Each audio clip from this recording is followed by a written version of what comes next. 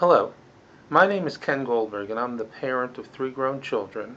I'm also a psychologist and I'm also a writer. I strongly support the petition that will bring the issue of homework onto the agenda of the National PTA, and I'd like to tell you my story here. As I said, I have 3 children. Uh, if I had had 2, I would not be making this videotape because I would not have even thought there was anything wrong with homework. I would have been scratching my head wondering why this is even coming up. My oldest child breezed through school without any difficulty at all. I had no direct involvement with his homework. I would have the standard parent-teacher meetings, but for the most part he handled it on his own. I don't think he perceives it as overwhelming, and I was not drawn into a frenzy because of his homework assignments. My second child had a little more difficulty with homework. There were some days in which she would wake up in a panic because the work had not been done. We at times wrote notes to excuse her from class so she could finish her assignments. And she didn't get quite the same grades as my older son. However, she got into a comparably good college and has gone on to form her own career. And for her, her strengths tend to be more in community service, activism, art, filmmaking, and so forth. So the standard curriculum did not necessarily play to her greatest strengths.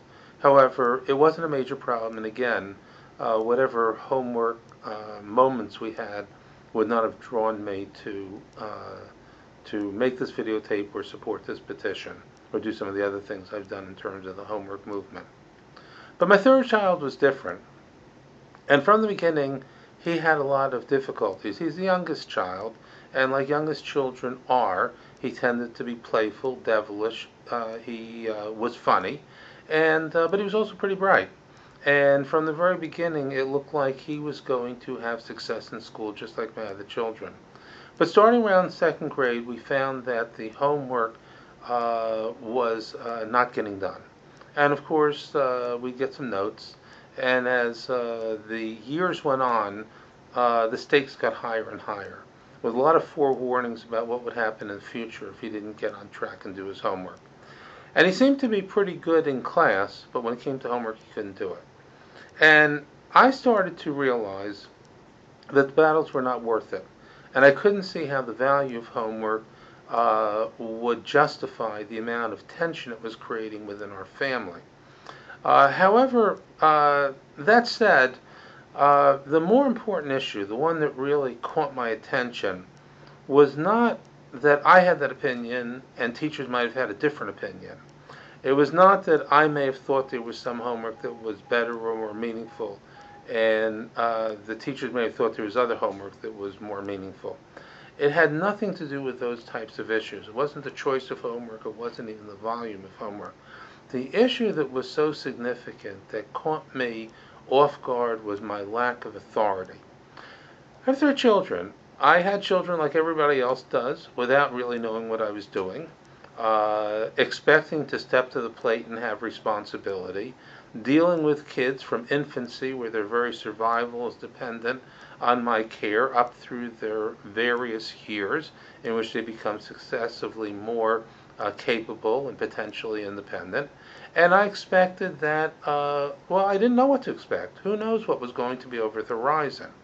But for just about every problem that had occurred in childhood, for my kids, I was the person in charge.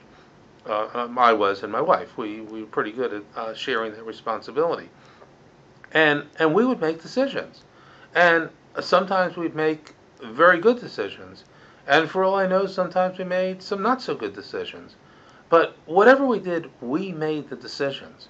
And that was it was very striking with homework, the total lack of authority, the total dependency on other people to make the final say. And that dependency came because those people, the teachers, had the power to grade. And they had the power to grade severely. They had the power to give zeros for work not done, which factored in 2.5 times an ordinary F. It was a super F. And they had the power to give detentions. They had the power to have my child stay after school. And they had the power to have my child come in on Saturdays for Saturday detentions. And eventually they had the power to remove from my child, who happens to be, my son happens to be a good athlete, remove from him the right to play sports. All his life he got gratification and recognition from his athletic abilities, first through 8th grade, and then he moved into high school, and eventually they had the authority to say you can't play sports anymore. And of course, sports are generally town-based when one is in elementary school, but they are school-based for the most part once you're in high school. And with the loss of sports came the loss of interest in education and a total shutdown from the academic realm. And the warnings, what will he do when he gets older, were prophetic in a sense, because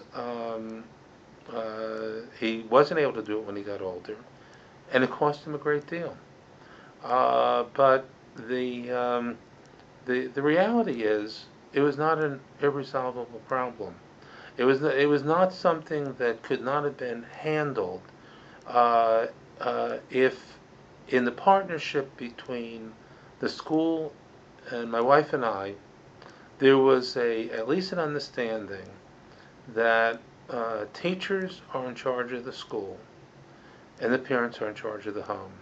And the push comes to shove, no matter what they thought of homework, the push comes to shove, we should have been the final decision maker.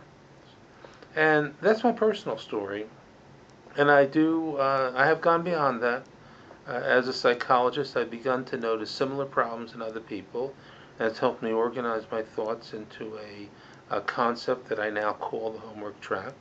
And I've lectured on this, and I've recently published a book called The Homework Trap: How to Save the Sanity of Parents, Students, and Teachers.